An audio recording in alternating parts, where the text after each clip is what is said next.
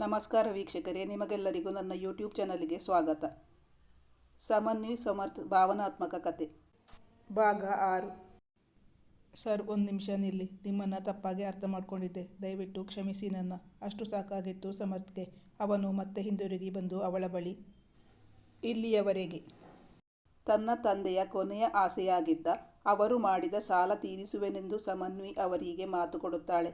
ಅದರಂತೆ ಸಾಲ ತೀರಿಸಲೆಂದು ಬೆಂಗಳೂರಿಗೆ ಅಡ್ರೆಸ್ ಹುಡುಕಿಕೊಂಡು ಬಂದು ಮನೆ ಕಂಡು ಹಿಡಿಯುವಲ್ಲಿ ಸಫಲಳಾಗುತ್ತಾಳೆ. ಆದರೆ ಅಲ್ಲಿ ಅವಳಿಗೆ ಬೇಕಾದ ವ್ಯಕ್ತಿ ಸಿಗುವುದಿಲ್ಲ. ಆ ಮನೆಯಲ್ಲಿ ರಾತ್ರಿ ಉಳಿದುಕೊಳ್ಳುತ್ತಾಳೆ. ಆ ರಾತ್ರಿ ಅವಳಿಗೆ ಜ್ವರ ಬರುತ್ತದೆ. ಮತ್ತೆ ಸಂಕಷ್ಟಕ್ಕೆ ಸಿಕ್ಕಿ ಹಾಕಿಕೊಂಡಿದ್ದಳು ಸಮನ್ವಿ. ಮುಂದುವರಿದ ಭಾಗ. ಗಂಟೆ 11 ಆಯಿತು. ಈಗ ಸಮನ್ವಿಯಲ್ಲಿ ಅವನದೊಂದು ಬೇಡಿಕೆಯನ್ನು ಇಟ್ಟಿದ್ದ. ನಂದೊಂದು ಪುಟ್ಟ ಆಸೆಯನ್ನು ಈಡೇರಿಸಬೇಕು ನೀವು. ಇಲ್ಲ ಅಂತ ಮಾತ್ರ ಹೇಳಬೇಡಿ. ನೀವು ಇಲ್ಲಾಂದರೆ ನನಗೆ ತುಂಬ ಬೇಜಾರಾಗುತ್ತೆ. ಪ್ಲೀಸ್, ನನ್ನ ಆಸೆ ಈಡೇರಿಸ್ತೀರಿ ಅಲ್ವಾ? ಬೇಡಿಕೆ ಇತ್ತು ಅವನ ಧ್ವನಿಯಲ್ಲಿ. ಸಮರ್ಥ್ ಅವಳ ಬೆಡ್ ಮೇಲೆ ಕುಳಿತಿದ್ದ. ಅವನ ಆಸೆ ಏನು ಎಂದು ಕೇಳಿ ಅದನ್ನು ಈಡೇರಿಸುವ ಮನಸ್ಸು ಅವಳಿಗೆ ಖಂಡಿತವಾಗಿಯೂ ಇರಲಿಲ್ಲ. ಸಮರ್ಥ್ ಅವಳಿಗಿಂತ ಬಲಿಷ್ಠನಾಗಿದ್ದ. ಮನೆಯಲ್ಲಿ ಬೇರೆ ಯಾರೂ ಇಲ್ಲ. ಇವತ್ತು ಆಗಿಂದ ಒಂದು ತರಹ ವಿಚಿತ್ರವಾಗಿ ವರ್ತಿಸುತ್ತಿದ್ದ. ಸಮನ್ವಿಗೆ ಏನು ಮಾಡಬೇಕೆಂದು ತೋಚದಾಯಿತು. ಅಸಹಾಯಕ ಪರಿಸ್ಥಿತಿಯಲ್ಲಿ ಸಿಕ್ಕಿಹಾಕಿಕೊಂಡಿದ್ದಳು ಸಮನ್ವಿ. ಅಪರಿಚಿತ ಸ್ಥಳ, ರಾತ್ರಿಯಾಗಿದೆ. ಈ ಮನೆಯಲ್ಲಿ ಅವಳು ಎಷ್ಟು ಬೊಬ್ಬೆ ಹೊಡೆದರೂ ಯಾರೂ ಬರುವಂತಿಲ್ಲ. ಯಾರಿಗೂ ಕೇಳಿಸೋ ಸಾಧ್ಯತೆಯೂ ತುಂಬ ಕಡಿಮೆ. ಯಾರಿಂದಲೂ ಅವಳಿಗೆ ಸಹಾಯ ಸಿಗುವ ಸಾಧ್ಯತೆಯೂ ಇಲ್ಲ. ಅವಳಿಲ್ಲಿ ಬಂದ ದಿನ ರಾತ್ರಿ ಇಂತಹದೇ ಪರಿಸ್ಥಿತಿಯನ್ನು ಎದುರಿಸಿದ್ದಳು. ಆಗ ರೂಮ್ನಲ್ಲಿ ಅವಳು ಒಬ್ಬಳೇ ಇದ್ದಳು. ಆದರೆ ಇಂದು ಸಮರ್ಥ್ ಕೂಡ ಅವಳ ಜೊತೆಗಿದ್ದ. ಅವನಾಗಿಯೇ ಬಾಯಿ ಬಿಟ್ಟು ಕೇಳುತ್ತಿದ್ದಾನೆ. ಅವನಿಗೆ ಅವಳಿಂದ ಏನೋ ಬೇಕು ಎಂದು. ಅವನೇನು ಕೇಳಬಹುದು? ಅವಳಿಂದ ಊಹಿಸಲೇ ಸಾಧ್ಯವಾಗಲಿಲ್ಲ. ತನ್ನ ಈ ಅಸಹಾಯಕ ಪರಿಸ್ಥಿತಿಯನ್ನು ದುರುಪಯೋಗಪಡಿಸಿಕೊಂಡರೆ? ಇನ್ನಿಲ್ಲದ ಭಯವಾಗತೊಡಗಿತು ಸಮನ್ವಿಗೆ. ಇವತ್ತಿನ ರಾತ್ರಿ ಹೇಗೆ ಕಳೆಯುವುದು? ಯಾರಿಗಾದರೂ ಕರೆ ಮಾಡಬೇಕು. ಇಲ್ಲಿ ಪರಿಚಿತರು ಯಾರೂ ಇಲ್ಲ. ಅಲ್ಲದೆ ಅವಳು ಕೇರಳದಿಂದ ಬಂದವಳು. ಕರೆ ಮಾಡಿ ಅವರಿಲ್ಲಿ ಬರುವಷ್ಟು ಸಮಯಾವಕಾಶ ಇದೆಯಾ? ನಡುಗುವ ಕೈಗಳಿಂದಲೇ ತನ್ನ ಮೊಬೈಲ್ ಫೋನನ್ನು ಕೈಗೆತ್ತಿಕೊಂಡರು. ಮತ್ತೆ ಸಮರ್ಥ್ನತ್ತ ದಯನೀಯ ನೋಟ ಬೀರಿದಳು. ನನ್ನನ್ನೇನು ಮಾಡಬೇಡಿ ಎಂಬಂತಿತ್ತು ಅವಳ ದೃಷ್ಟಿ. ಆದರೆ ಅವನು ಬೇರೆತ್ತಲೋ ನೋಡುತ್ತಿದ್ದ. ಅವನು ಕುಳಿತಲ್ಲಿಂದ ಎದ್ದ. ಸಮನ್ವಿ ಅವನೆಲ್ಲಾದರೂ ತನ್ನ ಬಳಿ ಬಂದರೆ ಎಂದು ಎದ್ದು ಬಾಗಿಲ ಕಡೆಗೆ ಹೊರಟಳು. ಸಮರ್ಥ್ ಮಾತನಾಡತೊಡಗಿದ. ಇವತ್ತ್ಯಾಕೋ ನನಗೆ ಅಮ್ಮ ತುಂಬ ನೆನಪಾಗ್ತಾ ಇದ್ದಾರೆ. ಅಮ್ಮನ ಮಡಿಲಲ್ಲಿ ಮಲಗಬೇಕು ಅನ್ನಿಸ್ತಾ ಇತ್ತು. ಅಮ್ಮ ತುಂಬ ದೂರ ಇದ್ದಾರಲ್ಲ. ಬರೋದು ಇನ್ನೂ 4 ತಿಂಗಳು ಆಗಬಹುದು. ಅದ್ಯಾಕೋ ಗೊತ್ತಿಲ್ಲ. ನಿಮ್ಮನ್ನು ನೋಡಿ 2 ದಿನ ಆಯಿತು. ಆದರೆ ನಿಮ್ಮಷ್ಟು ಆತ್ಮೀಯರು ಬೇರೆ ಯಾರೂ ಇಲ್ಲ. ನನಗೆ ಅದಕ್ಕೆ ನಿಮ್ಮನ್ನು ಕೇಳೋಣ ಅಂತ ಅಂದ್ಕೊಂಡೆ. ನೀವು ನನ್ನ ತಪ್ಪು ತಿಳಿದುಕೊಂಡಿದ್ದೀರಿ ಅನ್ಸುತ್ತೆ. ನಾನು ಸಂಸ್ಕಾರವಂತ ಕುಟುಂಬದಲ್ಲಿ ಹುಟ್ಟಿರೋನು. ನಮ್ಮ ಅಪ್ಪ ಅಮ್ಮ ನನಗೆ ಒಳ್ಳೆ ಸಂಸ್ಕಾರ ಹೇಳ್ಕೊಟ್ಟಿದ್ದಾರೆ. ನಿಮ್ಮನ್ನು ನೋಡಿದರೆ ಗೊತ್ತಾಗುತ್ತೆ ನಿಮಗೆ ಇಷ್ಟ ಇಲ್ಲ ಅಂತ. ಬಲವಂತ ಏನಿಲ್ಲ. ನಾನು ಹೊರಡ್ತೀನಿ. ನೀವು ನಾಳೆ ಬೆಳಿಗ್ಗೆ ಹೊರಡಬೇಕಲ್ಲ. ಮಲ್ಕೊಳ್ಳಿ. Good night. ಸಮರ್ಥ್ ತುಂಬ ಭಾವುಕನಾಗಿದ್ದಾನೆ ಎಂಬುದು ಸಮನ್ವಿಗೆ ಅರ್ಥವಾಗಿತ್ತು. Good night. ಸಮರ್ಥ್ಗೆ ಅವಳ ಮಡಿಲಲ್ಲಿ ಮಗುವಾಗುವ ಆಸೆ ಇತ್ತು ಅಷ್ಟೇ. ಅದನ್ನವನು ಹಾಗೆ ಕೇಳಿದ್ದರೆ ಸಮನ್ವಿಗೆ ಇಷ್ಟು ಭಯವಾಗುತ್ತಿರಲಿಲ್ಲ. ಆದರೆ ಸಮರ್ಥ್ ಹೇಳಿದ ರೀತಿ ಮಾತ್ರ ಭಿನ್ನವಾಗಿತ್ತು. ಅವಳು ಅವನನ್ನು ಇನ್ನೇನೋ ಅರ್ಥ ಮಾಡಿಕೊಂಡಿದ್ದಳು. ಸಾಮಾನ್ಯವಾಗಿ ಮಕ್ಕಳಿಗೆ ಅತ್ಯಂತ ದುಃಖವಾದಾಗ ತಾಯಿಯ ಮಡಿಲಲ್ಲಿ ಮಲಗಬೇಕು ಎಂಬ ಬಯಕೆ ಉಂಟಾಗುತ್ತದೆ. ಅದು ತಪ್ಪು ಎನಿಸಲಿಲ್ಲ ಸಮನ್ವಿಗೆ. ಸಮರ್ಥ್ ಅವಳ ರೂಮಿನಿಂದ ಹೊರಟು ಬಾಗಿಲ ಬಳಿ ತಲುಪಿದ್ದ. ಸಮನ್ವಿಗೆ ಅವನ ಬಗ್ಗೆ ತಾನು ತಪ್ಪಾಗಿ ತಿಳಿದಿದ್ದಕ್ಕೆ ತನ್ನ ಬಗ್ಗೆ ಬೇಸರವೆನಿಸಿಕೊಂಡಿತು. ಸರ್, ಒಂದು ನಿಮಿಷ ನಿಲ್ಲಿ. ನಿಮ್ಮನ್ನು ತಪ್ಪಾಗಿ ಅರ್ಥ ಮಾಡ್ಕೊಂಡಿದ್ದೆ. ದಯವಿಟ್ಟು ಕ್ಷಮಿಸಿ ನನ್ನ. ಅಷ್ಟು ಸಾಕಾಗಿತ್ತು ಸಮರ್ಥ್ಗೆ. ಅವನು ಮತ್ತೆ ಹಿಂದಿರುಗಿ ಬಂದು ಅವಳ ಬಳಿ ಕುಳಿತು ಅವಳ ಮಡಿಲಲ್ಲಿ ತಲೆಯಿಟ್ಟು ಮಲಗಿದ್ದ. ನಿಧಾನವಾಗಿ ಅವನ ತಲೆ ಕೂದಲಿನ ಮೇಲೆ ಕೈ ಆಡಿಸತೊಡಗಿದಳು ಸಮನ್ವಿ. ಮತ್ತೆ 2 ನಿಮಿಷಕ್ಕೆ ನಿದ್ದೆ ಮಾಡಿಬಿಟ್ಟಿದ್ದ. ಕಳೆದ ರಾತ್ರಿ ಪೂರ್ತಿ ಕೆಲಸ ಮಾಡುತ್ತಲೇ ಇದ್ದ. ನಿದ್ದೆ ಮಾಡಿರಲಿಲ್ಲ. ಸಮನ್ವಿ ಹಾಗೇ ಕುಳಿತಿದ್ದಳು. 1 ಗಂಟೆ ಕಳೆದಿರಬಹುದು. ಅವನಿಗೆ ಮತ್ತೆ ಎಚ್ಚರವಾಗಿತ್ತು. ಸಾರಿ, ನಿದ್ದೆ ಬಂದ್ಬಿಡ್ತು. ಗೊತ್ತಾಗಲಿಲ್ಲ. ನೀವಾದರೂ ಎಬ್ಬಿಸಬಾರ್ದಿತ್ತಾ ನನ್ನ? ನನಗೆ ಒಂಟಿತನ ಸಾಕಾಗಿದೆ. ಯಾರಾದರೂ ಆತ್ಮೀಯರು ಬೇಕು ಅನಿಸುತ್ತೆ. ನನ್ನ ಅರ್ಥ ಮಾಡಿಕೊಂಡಿದ್ದಕ್ಕೆ ಥ್ಯಾಂಕ್ಸ್. ನೀವಿನ್ನೂ ಮಲಗಿ. ನಾನು ಹೊರಡ್ತೀನಿ. Good night. ಸಮನ್ವಿ ಮಲಗಿ ನಿದ್ದೆ ಮಾಡಿದಳು. ಈಗ ಅವಳಿಗೆ ಯಾವ ಭಯವೂ ಇರಲಿಲ್ಲ. ಅವಳನ್ನು ಅವನು ಆತ್ಮೀಯಳು ಎಂದು ಪರಿಗಣಿಸಿದ್ದ. ಅವಳನ್ನು ಕಳಿಸುವ ಮನಸ್ಸಿಲ್ಲದ್ದರಿಂದ ಆಗ ಕಾಟ ಕೊಟ್ಟಿದ್ದ. ನಾಳೆಯಿಂದ ಮತ್ತೆ ಒಂಟಿಯಾಗಿ ಇರಬೇಕಲ್ಲ ಎಂಬ ಬೇಸರವಿರಬಹುದು ಅವನಿಗೆ. ಅಲಾರಾಂ ಇಟ್ಟುಕೊಂಡು ಬೆಳಗ್ಗೆ 5 ಗಂಟೆಗೆ ಎದ್ದು ಕುಳಿತಿದ್ದಳು ಸಮನ್ವಿ. ಬೆಳಗಿನ ಉಪಹಾರಕ್ಕೆ ಏನೂ ಮಾಡಿರಲಿಲ್ಲ. ನಿನ್ನೆ ಅವಳು ಅದರ ಬಗ್ಗೆ ಯೋಚನೆ ಮಾಡಿರಲಿಲ್ಲ. ಮನೆಗೆ ಹೋಗುವ ಖುಷಿಯಿತ್ತು ಅವಳಿಗೆ. ಅವನಿಗೆ ತಿನ್ನಲೇನಾದರೂ ಮಾಡಿಟ್ಟು ಹೋಗಬಹುದಿತ್ತು ಎಂದು ಅನಿಸಿತು. ಈಗ 6 ಗಂಟೆಗೆ ಬರುತ್ತೇನೆ ಎಂದು ಹೇಳಿದ ಡ್ರೈವರ್ 6:15 ಬಂದಿರಲಿಲ್ಲ. ಸಮರ್ಥ್ ಮನೆಯಲ್ಲಿ ಇರಲಿಲ್ಲ. ಅವನು ಆಫೀಸ್ನಲ್ಲಿದ್ದ. ನಿನ್ನೆಯೇ ಸಮರ್ಥ್ ಅವನ ವಿಸಿಟಿಂಗ್ ಕಾರ್ಡ್ ಕೊಟ್ಟಿದ್ದ. ಅದನ್ನು ನೋಡಿಕೊಂಡು ಅವನ ನಂಬರ್ಗೆ ಕರೆ ಮಾಡಬೇಕೆಂದು ಆ ಕಾರ್ಡನ್ನು ತೆಗೆದಳು ಸಮನ್ವಿ. ಆಗ ಸಮರ್ಥ್ ಅವನೇ ಕರೆ ಮಾಡಿದ್ದ ಅವಳಿಗೆ. ಡ್ರೈವರ್ ಈಗ ತಾನೇ ಕರೆ ಮಾಡಿದ. ಇವತ್ತು ಬರೋಕ್ಕಾಗಲ್ಲ, ಆರೋಗ್ಯ ಚೆನ್ನಾಗಿಲ್ಲ ಅಂತ ಅಂದ. ನೀವೇನು ವರಿ ಮಾಡ್ಕೋಬೇಡಿ, ನಿಮ್ಮನ್ನು ನಿಮ್ಮ ಮನೆಗೆ ನಾನೇ ಡ್ರಾಪ್ ಮಾಡಿ ಬರ್ತೀನಿ. ಆದರೆ ನಂಗೊಂದು ಸ್ವಲ್ಪ ಕೆಲಸ ಇದೆ.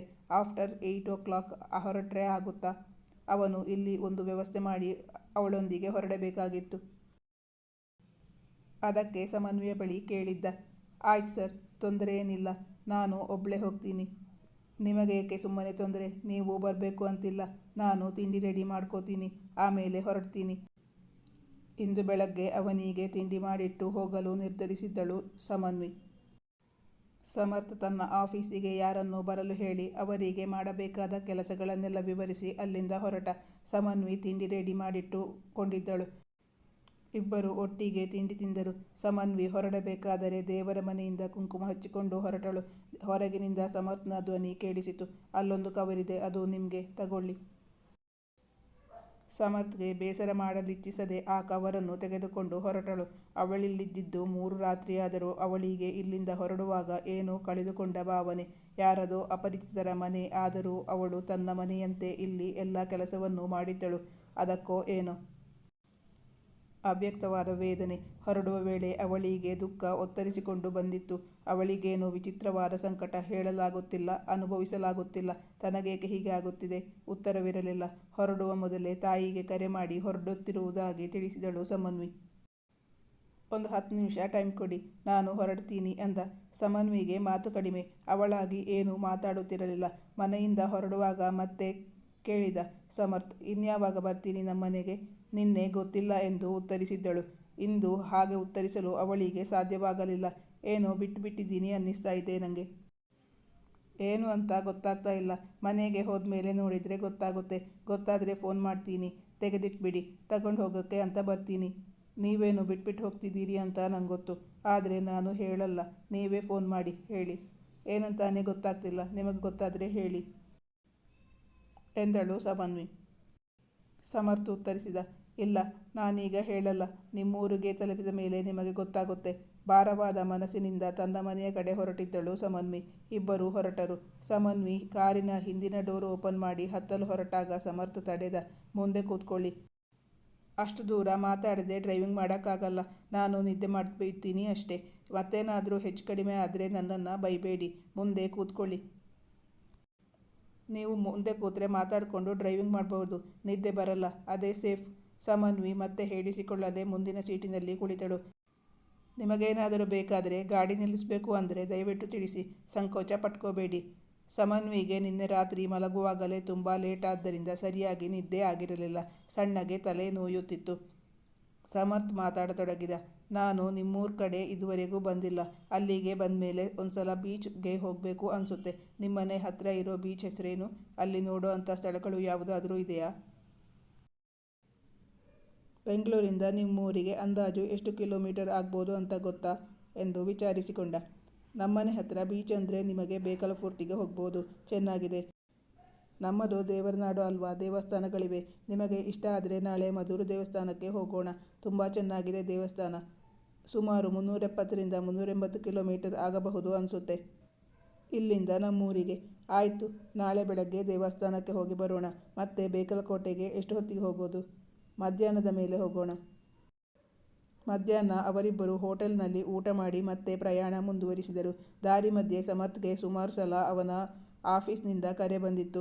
ಸಂಜೆ ಕಾಫಿಗೆಂದು ಮತ್ತೊಮ್ಮೆ ಹೋಟೆಲ್ ಬಳಿ ಕಾರು ನಿಲ್ಲಿಸಿದ್ದರು. ಅವರು ಕಾಸರಗೋಡಿನಲ್ಲಿನ ಅವಳ ಮನೆ ತಲುಪುವಾಗ ಸಂಜೆ ಸುಮಾರು 7 ಗಂಟೆ ಆಗಿ ಹೋಗಿತ್ತು. ಅವಳ ಮನೆಯಲ್ಲಿ ತಾಯಿಯೊಬ್ಬರೇ ಇದ್ದರು. ಸಮನ್ವಿ ತಾಯಿ ಮತ್ತು ಸಮರ್ಥ್ಗೆ ಪರಸ್ಪರ ಪರಿಚಯ ಮಾಡಿಸಿದಳು. ಸಮರ್ಥ್ ಅವಳ ತಾಯಿಯ ಕಾಲು ಮುಟ್ಟಿ ನಮಸ್ಕರಿಸಿ ಆಶೀರ್ವಾದ ಮಾಡಿ ಆಂಟಿ ಎಂದು ಕೇಳಿದ. 100 ವರ್ಷ ಕಾಲ ಸುಖವಾಗಿ ಬಾಳು ಎಂದು ಹಾರೈಸಿದರು ಅವನಿಗೆ. ಇಬ್ಬರಿಗೂ ಪ್ರಯಾಣದ ಬಳಲಿಕೆ ಇತ್ತು. ಸಮನ್ವಿ ಮನೆಯಲ್ಲಿ ಊಟಕ್ಕೆ ರೆಡ್ ರೈಸ್ ಬಳಸುತ್ತಿದ್ದರು. ಸಮರ್ಥ್ ಅದನ್ನು ತಿನ್ನುವುದಿಲ್ಲ ಎಂದು ಗೊತ್ತಿದ್ದರಿಂದ ಅವನಿಗೋಸ್ಕರ ವೈಟ್ ರೈಸ್ ಮಾಡಲು ಹೇಳಿದ್ದಳು ಸಮನ್ವಿ. ಸಮರ್ಥ್ಗೆ 2 ದಿನದಿಂದ ಸರಿಯಾಗಿ ನಿದ್ದೆ ಇರಲಿಲ್ಲ. ಅಷ್ಟು ದೂರ ಡ್ರೈವಿಂಗ್ ಮಾಡಿದ್ದು ಅವನಿಗೆ ಸಾಕಾಗಿತ್ತು. ಬಳಲಿದ್ದ. ಮರುದಿನ ಬೆಳಿಗ್ಗೆ ಸಮನ್ವಿ ಮತ್ತು ಸಮರ್ಥ್ ಮಧೂರು ದೇವಸ್ಥಾನಕ್ಕೆ ಹೊರಟರು. ಸಮರ್ಥ್ಗೆ ಆ ದೇವಸ್ಥಾನಕ್ಕೆ ಆ ಹೆಸರು ಬರಲು ಕಾರಣವೇನು ಎಂಬ ಕಥೆಯನ್ನು ವಿವರಿಸಿದಳು ಸಮನ್ವಿ. ಇದು ನಿಜವಾಗಿ ನಡೆದಿರುವ ಘಟನೆನಾ ಎಂದು ಆಶ್ಚರ್ಯ ವ್ಯಕ್ತಪಡಿಸಿದ ಸಮರ್ಥ್. ಅದು ಸಮನ್ವಿಗೂ ಗೊತ್ತಿರಲಿಲ್ಲ. ನಂಗೆ ಈ ಕಥೆ ನನ್ನ ಹಿರಿಯರು ಹೇಳಿದ್ದು. ಅದನ್ನು ನಾವು ಮುಂದುವರಿಸಿಕೊಂಡು ಬರ್ತಾ ಇದ್ದೀವಿ ಅಷ್ಟೇ ಎಂದಳು. ಸಮರ್ಥ್ಗೆ ತನ್ನ ತಾತನ ಮನೆ ಯಾವುದಾಗಿತ್ತು ಎಂದು ತಿಳಿಯುವ ಕುತೂಹಲವಿತ್ತು. ಅದನ್ನು ಅವರ ಬಳಿ ಕೇಳಿ ತಿಳಿದುಕೊಂಡ. ಅವರಿಂದ ಜಾಗ ತೆಗೆದುಕೊಂಡವರು ಆ ಹಳೆ ಮನೆಯನ್ನು ಕೆಡವಿ ಹೊಸ ಮನೆಯನ್ನು ಕಟ್ಟಿಸಿದ್ದರು. ಸಮನ್ವಿ ಅವಳ ಮನೆಗೆ ಬಂದಾಯಿತು.